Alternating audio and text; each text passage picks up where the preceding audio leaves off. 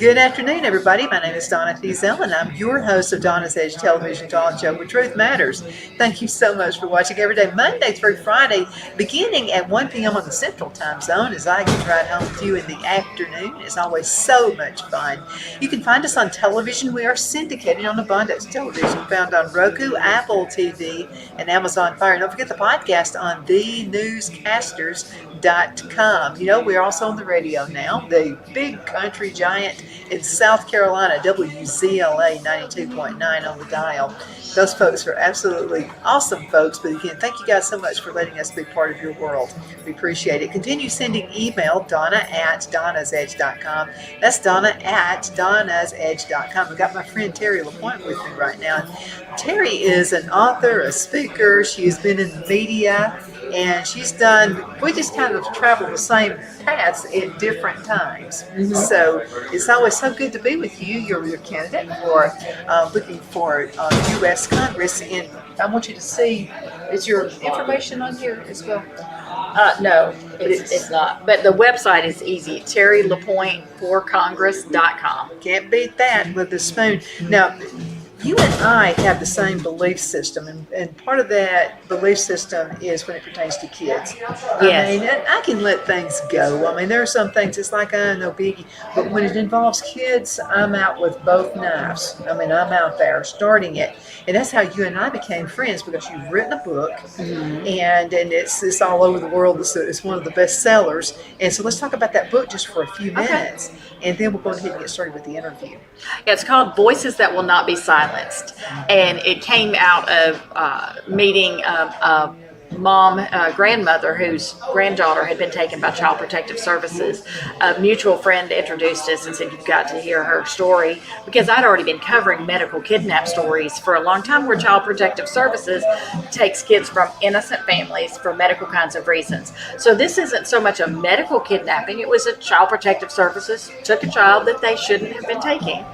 And then the mother was killed by an illegal. They adopted the baby out to strangers, and it chronicles that whole journey of corruption in the courts and due process violations. And it's a kind of a roller coaster. And then the grandmother became really good friends with a senator from Arkansas, Linda Collins Smith, and they took off just really investigating, digging into things, and fighting for families, fighting for children. And then the senator was murdered. And the book goes into stuff that the media never talked about. Of course, it's all covered up. But right. The senator was an amazing person. I mean, she really took heart to the situation. Yeah, she really did. She was incredible. I feel like I got to know her through the book, because anything she'd ever written or spoken about, I investigated, I dug into, and a lot of that's in the book. So we got her words and her perspectives, and inspiration is all preserved in that book. How did we get to this point? And let me mention this. To me, it feels like an ongoing thing for decades. There was a couple who grew up in Oxford, Alabama, and so lived at Cheehaw Acres area. And so there was a couple who lived out there. Mr. and Mrs. Parnell were the most wonderful people. As a matter of fact, I used to think I would love to have them for parents, because and I'm just telling you, animals and kids loved them. Mm-hmm. You know, they tried numerous times to adopt and couldn't. And so they kept going back to, she was a diabetic. And they felt because she was a diabetic, she wouldn't be able to care for kids. And I'm just telling you, the kids in the neighborhood love this woman. Make homemade ice cream, send us some home, so she's just a sweetheart. Had a dog and a cat. They were their kids, and so why sometimes people like that get overlooked to begin with? Even if they're awesome parents. I'm not even sure why they overlook them. But I know that this whole thing is there. It's a big, huge industry. It's a multi-billion-dollar industry, adoption and fostering of kids, and the system just almost always gets it wrong. They don't protect the children that really truly need protection, and they spend a lot of time dealing with kids who really don't need them in their lives.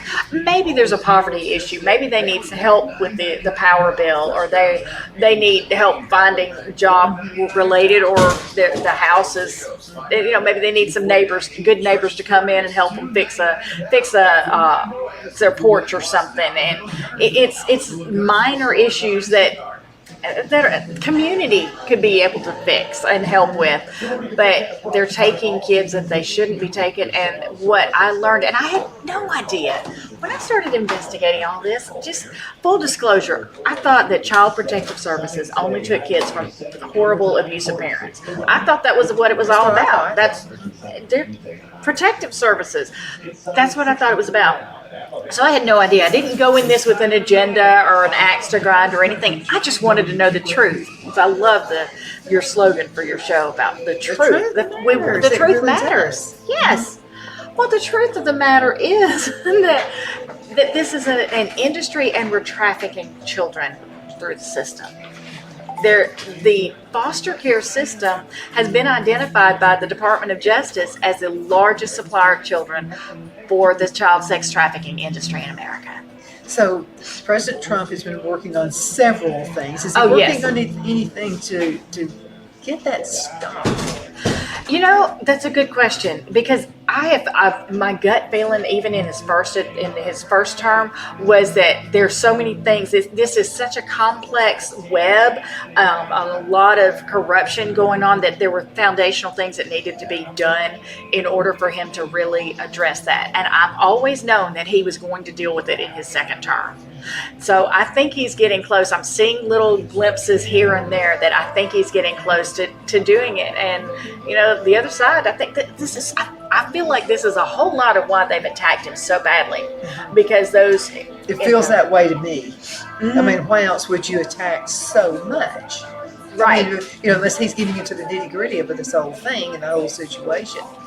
So let me ask you this, okay? Because a lot of folks, it's happening to American children, but yes, it's also happening to illegal children. Yes, it is. Oh, absolutely.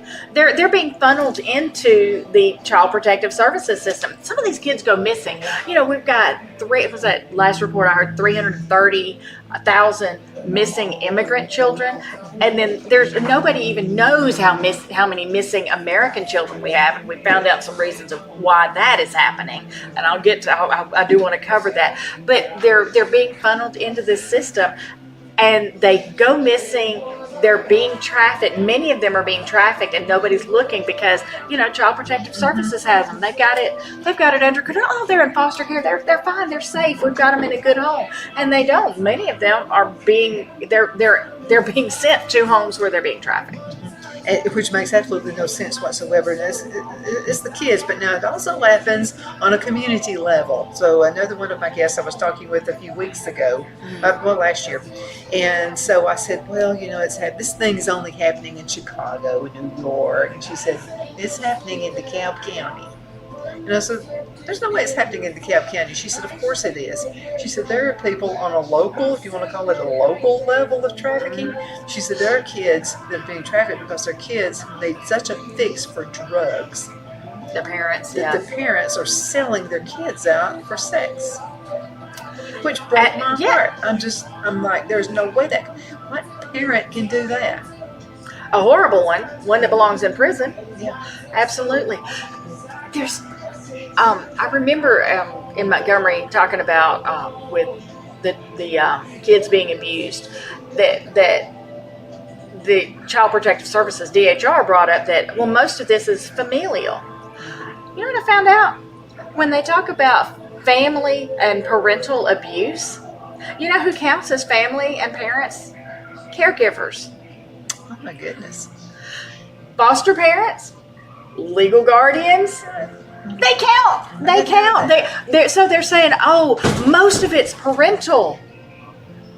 But in that category, they're counting foster parents, adoptive parents, and all of the others in there. So we don't have good, clear data as how many are the real parents, the biological parents. We need to know that. Those parents need to be dealt with decisively. But how many of those are adoptive parents? How many of those are foster parents? How many of those are caregivers in a group home or other things that are being counted as parents? We need to know that data. That would be extremely helpful, because this is something you always worry about. Let's say it's an innocent thing that happens. Maybe the parents passed away in a car wreck, but the kids are left. Yeah. What's the first policy? What's the first thing that's done for those kids? Do they seek out relatives, like grandparents, aunts, uncles, to take care of them? They should. That's the way it's supposed to be. Family first always says that's what is supposed to happen. Some parents don't have a will. They don't have a plan in place, and so these kids are just low-hanging fruit, I guess, for the system. They're easy pickings for them to just take over. The state can just take over. I remember I was eating in a Waffle House several years ago, and I had the conversation going on, and the cook comes over and says, I got to tell you my story. Her parents died in a car accident, just like you said. Just wondered. And she was placed in a foster home. And she said the girls were raped every day. The boys were beaten every day. The social worker would come and inspect the house, and she said they had the same boxes, empty boxes that looked like they were food, that they would stick in the pantry when they knew that the social worker was coming over, because they would call them and let them know that they were coming over. And it was a horrific upbringing that she had after this. So, and that's just one person. She said they were getting paid. She said the foster mother told her right at the beginning, she says, you're going to do what we say. You're just here. We're getting a check for you. It was So back in the day, okay, so, and I've heard my grandparents talk about this. So my granddad was married previously before he married my great grandmother. My great granddaddy married my great grandmother. Well, he had been married before, and she died. So he had a little girl with her. So he brings this little girl and marries my great grandmother, and then they had like 9 kids together. But anyway, you would have thought Aunt Novi was one of the 10 kids that were in there. My great grandmother was actually the mother of her. But that was back in the day when if something happened to one of the parents, the grandparents came in. If the grandparents weren't around, but then all the aunts and uncles came in. They took care of that. It feels as if they're trying to disrupt that channel. Right. I can't tell you how many stories, and it's been countless. So many stories where a child would be taken, sometimes for valid reasons and sometimes not. And they would be taken, but they would be placed with strangers, and it would be the grandmother But that's scary contacting to a them. child. It's terrible. Oh, absolutely. It's traumatic. Very traumatic. And then they're placed with strangers there, and then they would have aunts, uncles, cousins, grandparents, all signing up, telling Child Protective Services, we want to take care of our family member. And they would just all be bypassed. And the social worker said, well, they're not acceptable placements and they would just have, and diabetes, okay? Oh, this one's old. This one's got this, too fat, too skinny. Dr. Seuss. This one is fat. This one has a little star. This one has a little car. I don't know. It's just, they make up any reason because the federal funding that comes to the states, and this is through CAPTA, the Child Abuse Prevention and Treatment Act, and ASFA, the Adoption and Safe Families Act of 1997. That's Hillary Clinton's baby, 1997. And that was when you saw a real shift was after 1997. But the funding is primarily for stranger placement. There's all this money, this huge pockets of money that go when you remove the child, you place them in foster care with strangers, and you adopt them out to strangers. They don't get these bonuses if you keep the family together or if you place them with family. Well, that makes absolutely no sense whatsoever. So I wanted to mention this. My daughter-in-law is from Russia, and she was brought here when she was 9 years old with her 2 sisters. Oh, wow. And so this is like the best family ever. I mean, my son married into a much better family than we are. I'm just telling you. So, but she's adorable, and she's always going to be my little girl, even though she's in her 30s. But anyway, she's just such a sweet person. But she remembers what it was like being in an orphanage there. And what would happen is there in Russia, you can't do this now, but this is in the 80s or the 90s. And so Jim and they go to Russia, and they're going to get the baby. And it took just months to get this started. They wanted a baby. And so the two little girls were following them around in the orphanage. So Debbie said, well, the two little girls are following us all everywhere we go. And she said, they're sisters to the baby you're adopting. They go to the hotel room, and Debbie says, Jim, you know what I want to do? And he said, yeah, but you can't have every child in there. We can't take every one of them. There's 100 and whatever. And we could do the 3, but no more. And so they did. So they wound up bringing all 3 of the girls. Wow. And there's a huge story there. You need to write their book. It would be, you need to get in contact with. They live in North Carolina, and they're just absolutely wonderful folks. But the point is, I asked her, I said, did you ever think of it? And I'm glad you got Larissa. I know she's huge in our family. She makes that. She completes us. I said, but why didn't you get American kids? And she said, are you kidding me? It was next to impossible. For us, and they're Christians, and they're just really super good people. It was impossible. We couldn't. So we went to Russia, and that's where we got these girls.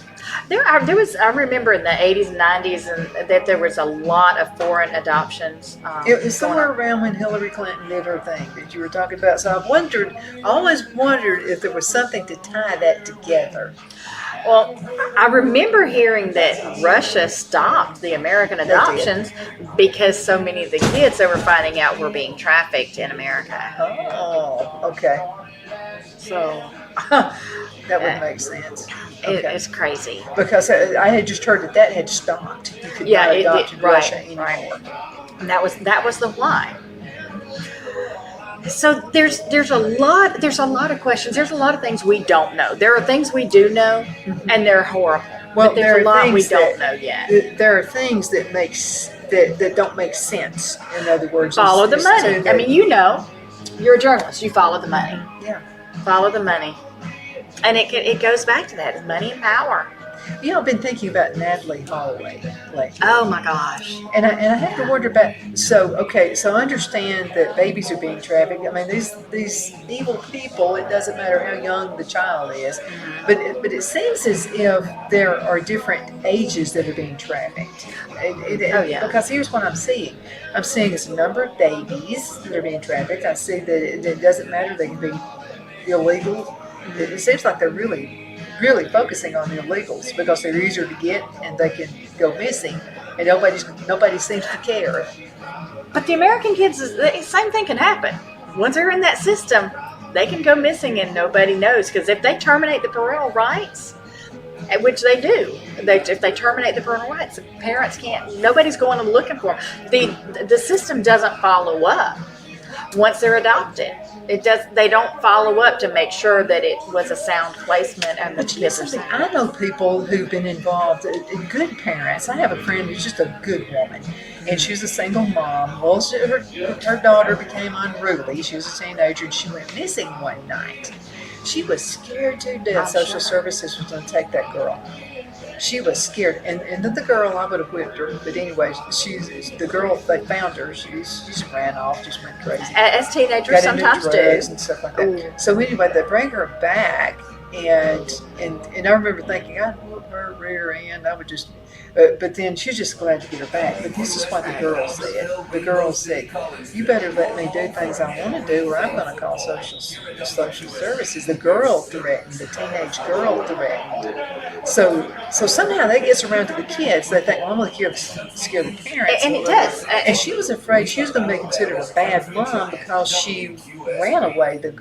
There's nothing you could have done to have held that girl. I mean, she just ran off. Well, and these kids know that there's power in that. I mean, I've heard of counselors telling kids, we just say your dad did something, and they do that. And then I used to work with a talk show host whose daughter did that. Wanted to go to a party. Did I tell you this story before?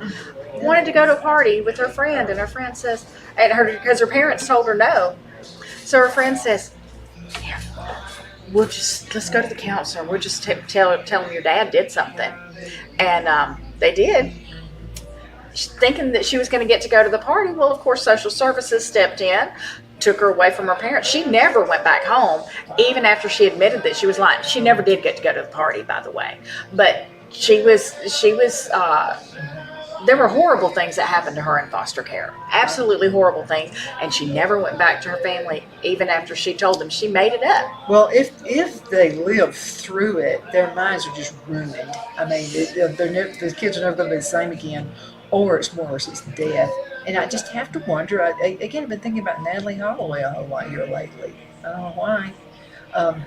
Do we think we might know what happened there? Was Vandersloot? Vandersloot.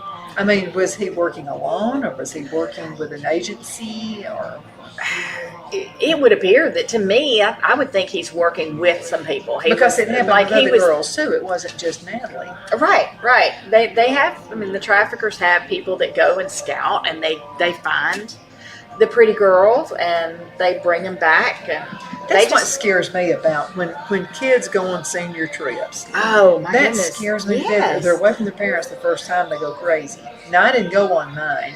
I didn't either. I was one of those shy ones. I wanted to stay home anyway. I was a nerd. But a bunch of my friends did, and they were telling me stories of things they did while they were on that senior trip. And I was like, oh my goodness. And then when Natalie Holloway went missing, it reminded me of some of the girls that I went to school with, what they said they did when they went. And they always have to go on an island somewhere. They have chaperones, but the chaperones are just... chaperones may be out having fun too. And yeah. And then I don't think it's a good idea to go to an island for a senior trip. I don't either. Just make it somewhere close, you know. Right. But even that, we've got to be concerned. Because I used to have a store in a mall, and I saw plenty out of that. And a lot of times, moms, you want them to be cute in their shorts and all this kind of stuff, but these mothers would drop them off at the mall and just leave them. It was amazing. The older men I saw, they weren't shopping. And I'm not one of those, like, I'm a tattletale or anything like that, but there were some that I actually told the mall manager about. I said, I'm concerned. One guy actually wore a cap at the mall that said Viagra on it.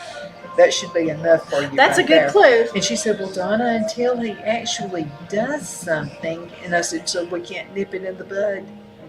I mean, we see what he is. He hangs around. He never buys anything. He's at the mall every single night, because I saw him.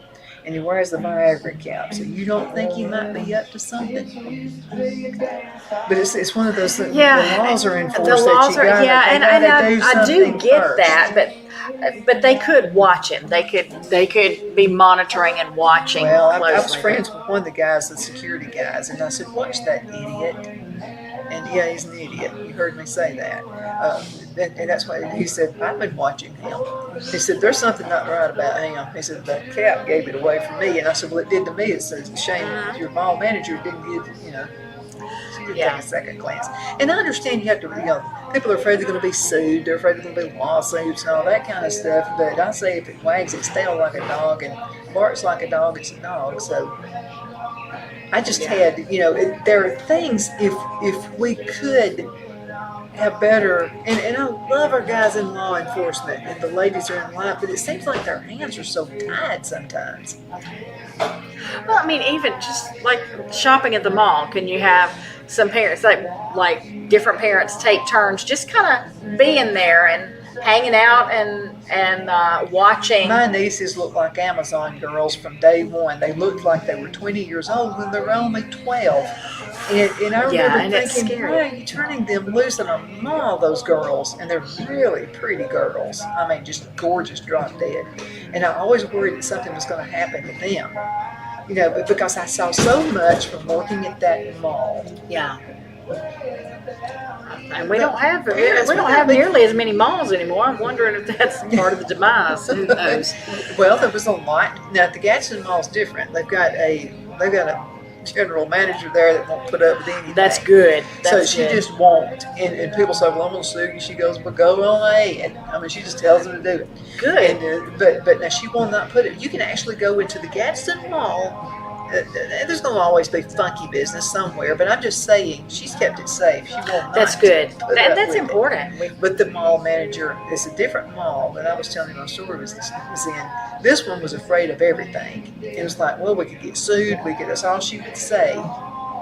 And I don't know. But now, parents, if these folks won't do anything about it, you can. I'm not trying to scare you. You got to give them space. I mean, but be careful how they dress. Be careful where you don't just drop them off somewhere.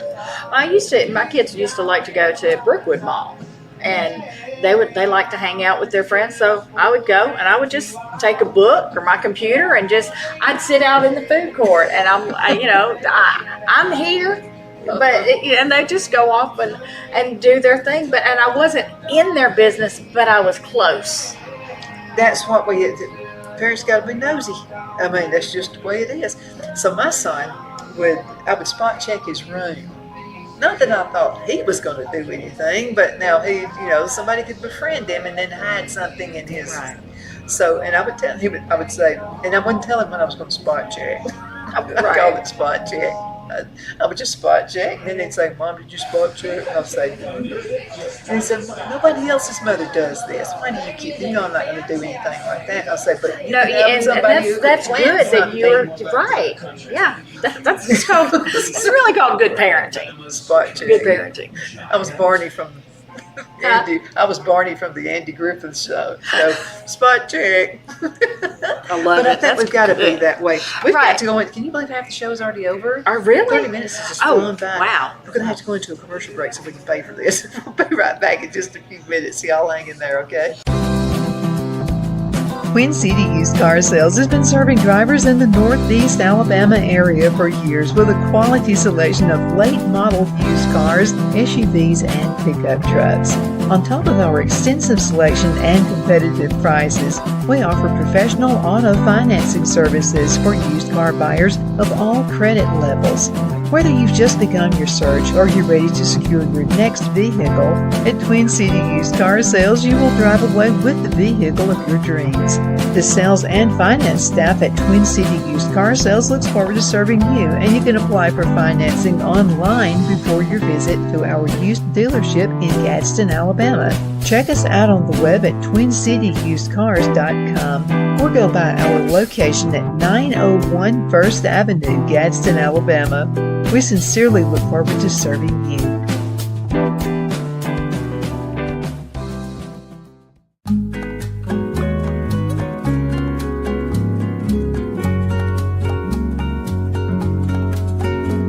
At Lamone's Mexican Restaurant, located in Henniger, Alabama, and voted Best Mexican Restaurant of DeKalb County, Alabama 2020, we're here to serve you with authentic Mexican cuisine. Order easily online by going to lamonsmex.com or call 256-657-3999 to place your order. We're open Sunday through Thursday 11 a.m. to 9 p.m. and Friday and Saturday 11 a.m. to 10 p.m. Whether you're celebrating a cozy date night for two or a celebration for a crowd, at Lamone's you'll love our atmosphere and friendly servers. Thank you for dining with Lamone's Mexican Restaurant.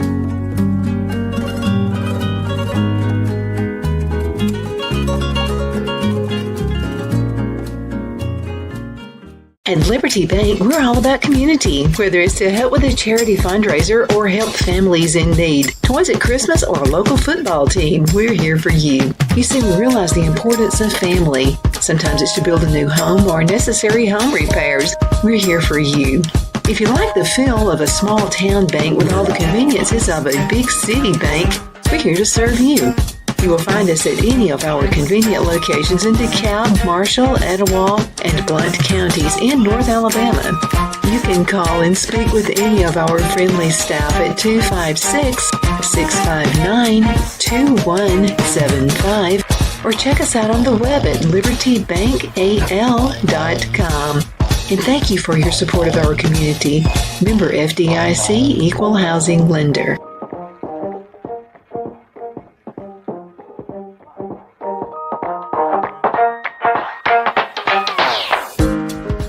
I'm excited to announce our Christmas extravaganza is finally here. Get this season's flannel sheets for as low as $59.98. They won't last long, so get them while you can.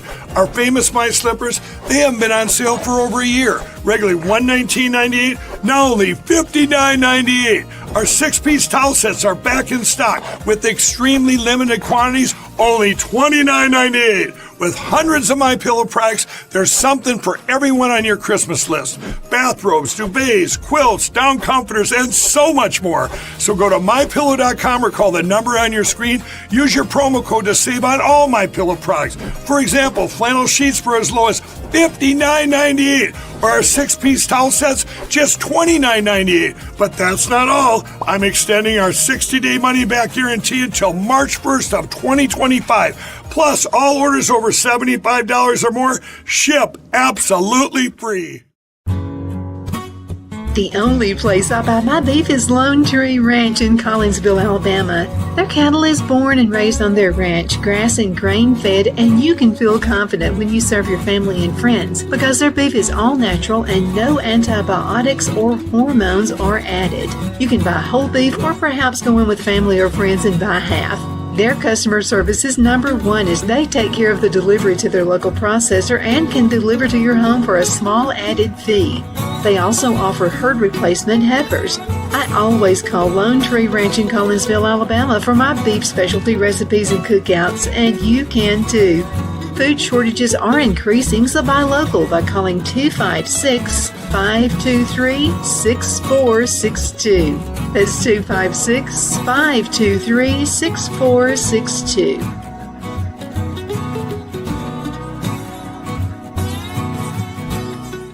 We are back. My name is Donna, and I'm your host of Donna's Edge Television Talk Show. You know, we are right here at Twin City Used Car Sales. They're in Gadsden, Alabama. This is where we buy all of our vehicles. Mm-hmm. You got to check it out. Now, we're talking about the kids. We want to keep the kids safe. You got to keep them safe in a good car, too. Kids going to college, and they're going to get turned loose, and they're going to want the sports car and all that. Great cars. If you want a sports car, that's fine, but they've got some great trucks, SUVs, those kinds of things.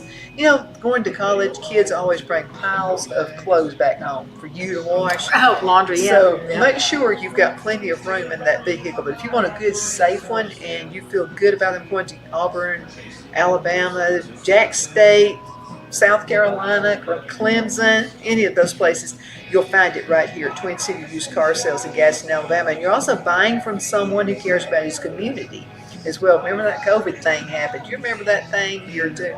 Yeah, that 2020, that was rough. Well, Bobby fed thousands of people, and I know because I was involved in it. So I got to go to all these different places, different communities around where you are. So this is someone who cares for you, they care for your community. Right now, he's working in school systems, making sure kids have all kinds of things they need, all the supplies they need. So he's been doing that too. So anyway, check Bobby out. BobbyLedbetter.com. BobbyLedbetter.com. And this is where we buy all of our vehicles. So I'm just telling you, this is the place to come to. Terri LaPoint is with me right now, running for U.S. Congress. So I know you had something else you wanted to share with us on the show. Oh my goodness, yes. Okay. So your listeners may remember the story made national news about Bibb County, Alabama, and about some children that were found being trafficked out of a bunker, and they were being chained to poles, and they were being molested. They were being trafficked out of this home.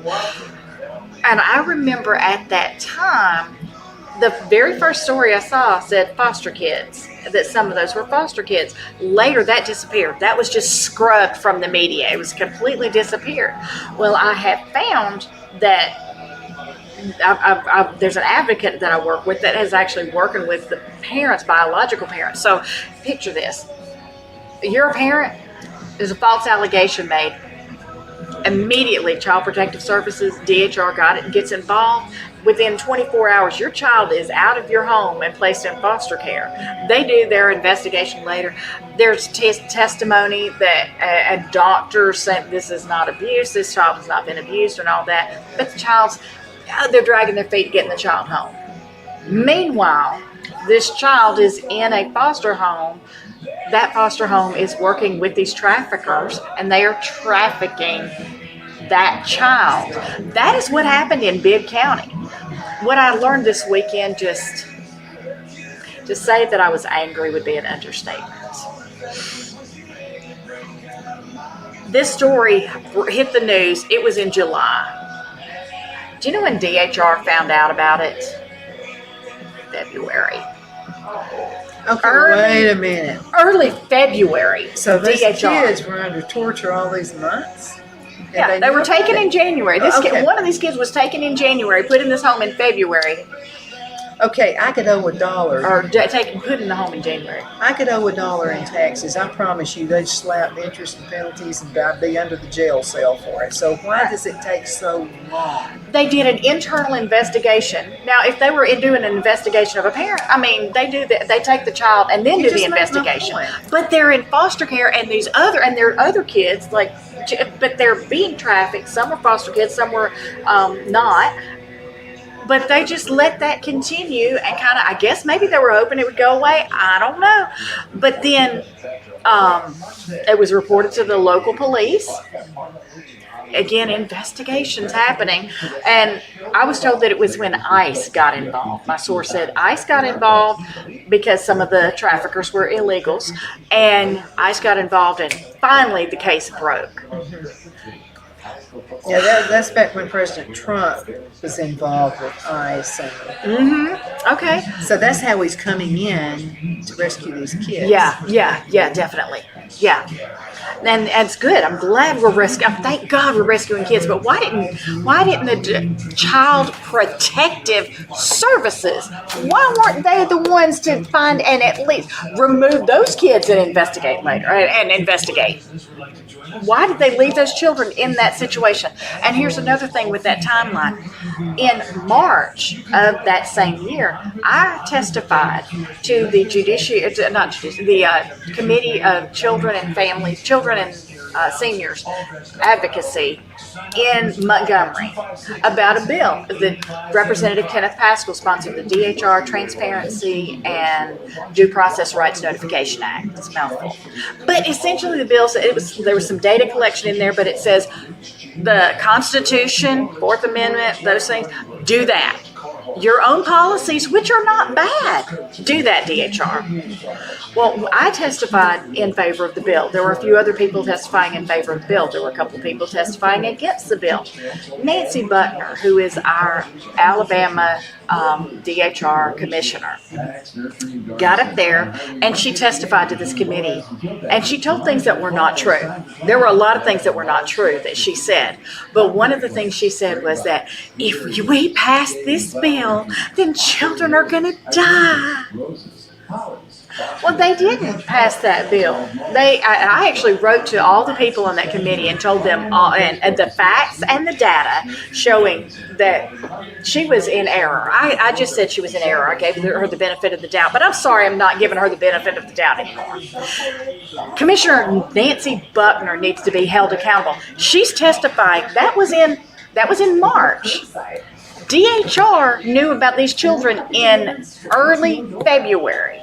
So what did Nancy Buckner know, and how long did she know it? And she's still saying that she doesn't want transparency. She doesn't want accountability for the Department of Human Services. Okay, now the position she has, was she voted in? Was she employed I think that's an appointed position. Okay.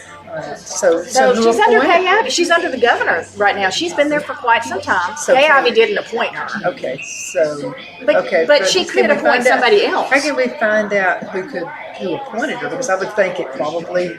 I'm sure we could Google that pretty easily. To the person and find that out. All right, so I wanted to ask you a question. We've got just under 20 minutes left in this segment, so I want you to talk about running for U.S. Congress. Okay, so as a congresswoman, and I know you got the heart for all of this, but as a congresswoman, what can you do to put a handle and a stop to this? That's a good question. Well, we found out the executive department just can do some things now. So a Supreme Court case ruled that President Trump can do more with getting rid of people in the bureaucracies. But there is so much that can be done There's in so the much federal red tape, funding. though. I mean, where would you start? We would start with the federal funding. That's why I'm running for U.S. Congress and not state Congress, because it is the federal funding that enables all of this. because I'm seeing the same stories. They're happening in Alabama, but they're happening in California and Arizona and Minnesota. Well, so and why I is mean, it red starting in states and blue small states. towns? It used to, you just hear it in Chicago. It was New York. Right. It was L.A. Whatever. But now it's in small town, any town, USA. Exactly. Red states, blue states, north, south, east, west, heartland. It's all over America. And when you're seeing the same things, okay, math and English were my subjects. So I have a very analytical brain. I see the patterns and I've covered hundreds and hundreds of these stories from all over America. And I see these same patterns in all of these states. So it's not, one state can't just fix it.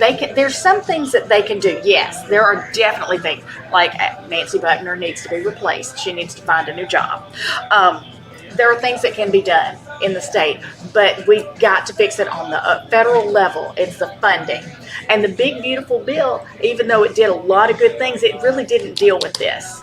I found out CAPTA, the Child Abuse Prevention and Treatment Act, was going to be, they were reworking it last couple years ago, and they were looking at it, but they just reauthorized the same thing that's been in effect for 50 years, this very broken, horrible system. And the sticking point, you want to know what the sticking point was on this?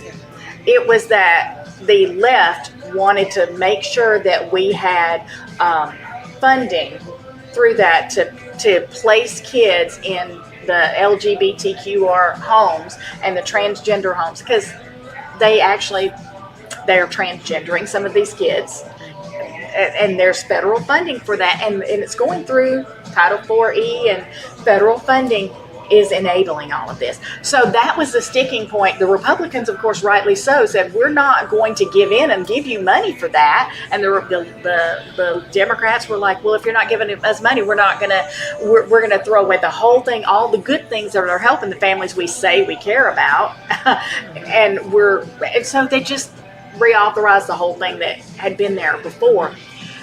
We've got to change it on a federal level, and we need to have leadership I think if we had some leadership, some of these strong voices that we have in Congress, if they'd gone to the media and gone to the people and said, look, this is what they're doing with your kids. This is what they're doing with your tax money, with your Social Security money. Sorry, I'm making it shake. I'm sorry. This is what they're doing. I think we could have gotten some pushback, and because all of this money is Social Security money. Okay, so I don't understand why it's not happening on a state level. Why can't we get rid of the corruption on a state level? That's a good question. We should be able to, but they've got so much more money for taking the kids than keeping them together. So it's a lot of money. It's billions of dollars coming into the states, and that money can go in the general fund. It doesn't have to be used for the foster kids. It doesn't have to be used for services. It can go in the general fund. So states are relying on that money. But this is what happens. Okay, so It is I was crazy. watching. Okay, so I was not really I didn't follow Charlie Kirk because I knew he was up for the younger kids. Right. But now my son, really followed him, and he sent a video that I just can't get out of my mind. So there was a young person, and it was at a college. And so what I liked about Charlie Kirk is he would actually let people speak, and he Yes. was really good at that. It was great. He would listen. And that's how you come up with solutions, when you listen to people. Right. And I know you're that type of person Yes, too. absolutely. So this is what he did. This college kid was confused. It was a guy who was dressed in looked like a pink fairy dress or something, hair weird and all that. Well, Charlie didn't make fun of him. None of that stuff. He just looked at him and he said, "Well, what are you here for?" And of course, Charlie's a bad guy because he, and he said, "Well, let me ask you how far you've gone to this. How long have you thought you're a woman?" And he said, since he's about, I think, 9 years old. He was under 10 years old. And he said, okay, so you thought you might be a girl in a guy's body. And he said, yeah. And he said, well, it's not true. It's not. I mean, there's boys, there's girls, whatever. And he said, let me ask you to do this. He said, have you started the operation for the transition to be a woman yet, or be a girl yet? And he said, no, he's taking hormones for it. And so they're confusing all these kids, and their mind gets all messed up and warped. So he said, let me beg you to do this. Seek counseling, Christian counseling. He said, seek counseling before you have your body mutilated. He said, do that. So we're seeing a lot of that happening for some reason. I don't understand why you would want to confuse a bunch of kids like that. But anyway, that's what's happening. So then Federal funding has something to do with it too. We're incentivizing it. And then another thing is the kids who have been mutilated, and they don't want to talk about this in the media. I know I'm the media; I get shut down a lot. But anyway, what they're finding is the kids who are getting this done, they think they're going to get some kind of a sexual high by being, I'm a guy, now I get to be a girl, or I'm a girl, now I get to be a boy. And that's not happening with them. As a matter of fact, they're feeling nothing. Exactly. I know. I was really surprised. They're nothing. It ends. If you transition, your sex life enjoyment is done. It's gone. It will never happen again. You can't go back to that. I mean, you can't. So there are some advocates. There's the kids that have had this stuff done, and so now these kids are out there as advocates, and they're begging other kids not to get this done. Yeah, there's a lot of regret among the people who have done it. Well, I'm going to tell you what. When I was growing up, I was the biggest tomboy ever. I never thought once I was a boy because I didn't have a counselor at school tell me I might be. I didn't have any of that. I grew up in a neighborhood of boys.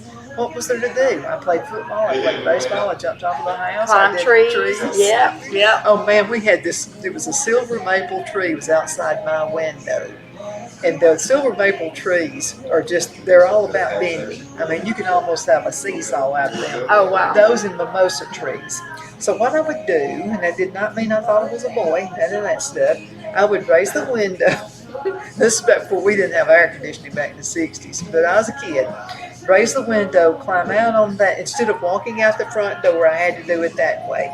So I would open up the window, climb on that limb that hung out, climb up on the tree, and go outside that way. Never once thought I was a boy. Never. Yeah. I mean, I was just a tomboy. I just like doing those things. Right. So what's happening is there are people, I don't know why, it's just Satan. I don't know why. It's very demonic. Confuse them like that. And it's causing great harm. It truly is. We're the destroying. Suicide rate is yes, it's higher among those who have already transgendered. And I know it was Elon Musk. They told him, well, would you rather have, I forget which way it was, a living boy or a dead daughter, or maybe it was vice versa. But the implication being, or not an implication, they were saying it straight out, they're going to commit suicide if you don't let them transgender or transition. But the opposite is true. The data, the numbers are showing they're much more suicidal after that. So, informed choice. Well, and there's some kind of a balance to this. Okay, I know a lot of parents get real upset and they tell them to hit the road and all this kind of stuff because they're confused. What can parents do if you have a child who thinks they may be, not what they were born to be? How could you handle it? I mean, without beating them to death and without running them off from home, they've got to have some good guidance. So what is the underlying thing? I know I've talked with people that were gay guys and their mask would come off and they were molested. One was molested in a bathroom in a mall, and another one, there was some issues in the family, and it's like there were those precursor issues that caused it. So maybe we need to deal with, okay, was there something that happened? Maybe a girl that had been molested or raped, and she's like, okay, if I'm a guy, I don't have to deal with this. And they go that way. So is there something else that's going on? And that's a lot of times. Sometimes it's just peer pressure. It's just a fad that you can. Parents have got to pray and really be seeking the Lord on how to deal with your child, because what works for my child probably may not work for your child. You've got to know your child, and requires a lot of prayer, a lot of relying on the Lord, and getting them counseling, having them around some good information, just like that information you were talking about the sexual enjoyment is gone. They're thinking one thing because that's what they're being told. Give them the other side of that, and or maybe put them in a position where they can talk to somebody who's been there. I think that's the best thing right there. Somebody who's actually walked that road. Mm-hmm. And I'm not hearing of anybody that's glad they haven't won. I mean, Right. I'm just not. But no, we got to be parents, and you can't be afraid of the system. Right, and that's a reality because I there's was telling you about my friend. She's afraid of the system. She was afraid this girl was going to report her to Right. DHR because that girl just kept saying, "I'm going to report you." And I wanted to get her myself and just let her have a good whipping. well, if we could have the due process and the transparency, the things that Representative Pascal's bill had, then it wouldn't be so scary for innocent parents. If they say, "Well, we're going to call DHR," then we would know that okay, fine, we'll call Here, I'll call for you. and I'll call for you, yeah, and so we would know that they're going to back us up, but for good parents that aren't abusive, but we don't have that now. So that system has got to change so that we can back parents that are doing the good things, and we can provide resources for parents who need help. Well, the scare tactic is on a lot of things. You know, Right. That one's going to Weaponized not government. like this, but I remember like you didn't. I was the geeky girl in school, so I can relate. Yes, I was a nerd before it was cool. Well, hey, we got a club for that. So I was really geeky. Well, I went to school with girls who thought they had to be in the clique. And I remember one girl in particular, I remember she saying, let's just say the girl's name is Susie, was the popular girl. So she said, "Donna, guess what? Susie spoke to me today." And I just kind of looked at her like, so? why is it so important Susie has to speak to you? And I think this kind of comes back to your other question earlier. What can parents do? It's identity. Having a solid identity in Christ, knowing that God created each one of us with a purpose, that you matter, that the way God made you is good and it's beautiful. If we can communicate that as parents, but parents have to have that in understanding themselves because you can't teach what you don't know. So that's where our churches come in, and our schools should be able to help to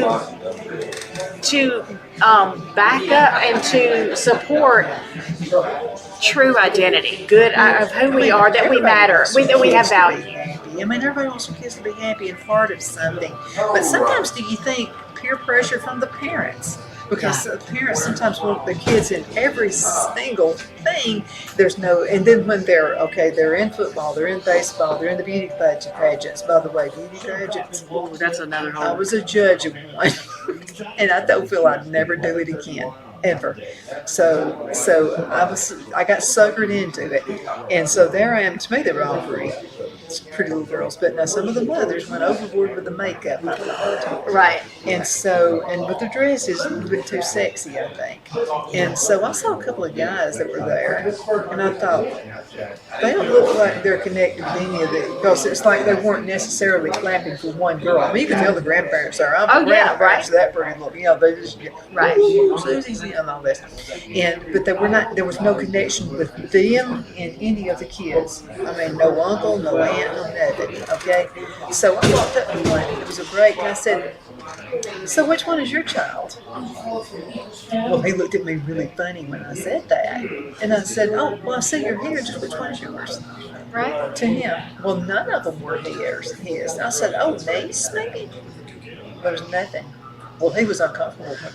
He was not up to the right thing, or he wouldn't have been so uncomfortable. Sounds like a predator. Yeah, definitely That's sounds a like predator out there. I was just noticing. We have to notice things. Yes. I'm not talking about like being suspicious about every single thing in the No, world. No. But there are some Just pay things you attention. kind of pick up on, like at the mall. I was telling you, about some of the things. Not everybody who walked in the mall was a predator, but there were some that if they got a Viagra cap on, they're probably a predator. Well, and it's a good thing to teach your children to trust their instincts. If somebody just kind of gives them a vibe or that creeps them out or something, I remember growing up and thinking, we're supposed to be nice and godly and that kind of thing. being nice and being kind and being godly doesn't mean ignoring that God-given instinct. There's Something not right. You know, if that person really kind of creeps you out, keep your distance. You know, and we can, as parents, can teach children. You know, if somebody's making you uncomfortable, you don't have to hug them. And you don't a have lot to. of families, so there's that uncle that's weird. Mm-hmm. I mean, you know, yeah, and so, then parents will make them hug the kid, hug kid all the relatives. Don't. I mean, yeah, and so you can teach your kids, if somebody's making you feel uncomfortable, you don't have to hug them. Ask permission. You know, teach your kids, you know, and teach other adults around you to ask permission. You know, if you got somebody that, I don't just go up and hug a kid, even if I've known them forever, because I read them and make sure. When they reach to me, then I reach back. There you go. Yeah. So, I mean, because there's so many things that happen nowadays. Kids are smarter than you think they are. They can get that phone. I have a little nephew. He was less than 2 years old. He got my iPad. It was all over the internet with my iPad. And I looked at my niece and her husband, and I said, are y'all watching them? They could probably do things they wouldn't even think of. They're born knowing how to do this stuff. Right. Yeah. And they can get on Facebook and create an account. You hear all the time about how a kid got on Amazon, their parents out and ordered stuff. Yeah. You hear that all the time. If they can do that, they can find predators. Thank you. I mean, yes. Is that not simple? Yes. But I mean, if they can do, my mind was going a different place there. So if they can find the predators, we have the technology. Our technology can find the predators if we just had the will for the grown-ups in the room to go after them and find the predators. We can You've got find them. less than 2 minutes left on this segment. Now, if folks would like to donate to you, Yes. she'll never ask you for money, so I'm doing it for her. Okay, because it costs money. It does. This. So if somebody wants to send and help you out with your candidacy, what can they do? LaPointforCongress.com. There's on my website, TerriLaPointForCongress.com. T-R-I. Yes. Just like that. An I. And no E on the end. So TerriLaPointForCongress.com, and there's a donate button, and you can donate there. If you want to host a fundraiser, that'd be great. I actually would love to.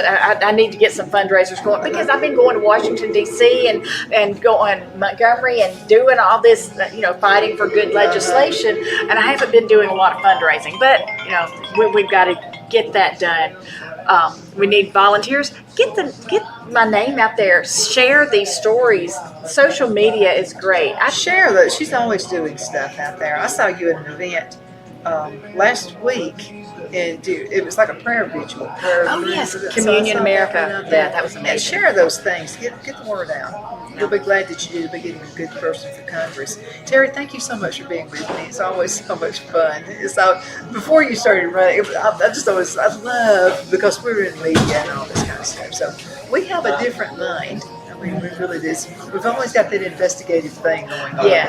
Always. And I just want to say real quick, you can follow me on Facebook. There's Terri LaPoint for Congress, but also there's just Terri LaPoint, my name. If you follow me there, I post a lot of stuff and a lot of information to dig down some of these rabbit holes. I'll give you another reason to vote for, okay? Just find the book. Is it Amazon?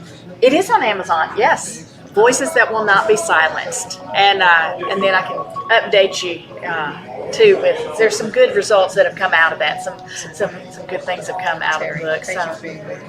And thank you guys so much for watching. Continue sending email if you have questions for next time she's on the show. Yeah, that'd be Donna great. at Donna'sEdge.com. Donna at Donna'sEdge.com. Thank you for watching. Good being with you today. See you next time. Donna's Designs offers a line of handmade memorial, wedding, and keepsake jewelry that launched back in 1970.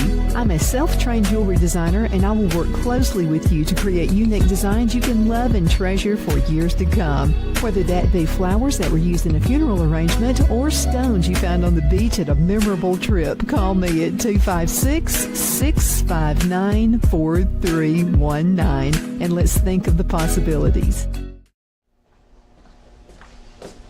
Are you ready? We all wonder what tomorrow will bring, but the future lays itself at the feet of the prepared and surrenders to the will of the persistent. It's not easy, but today shapes you so you can shape tomorrow. With Northeast Alabama Community College, when the future asks if you're ready, you can answer. Yes. Begin your future at Northeast Alabama Community College.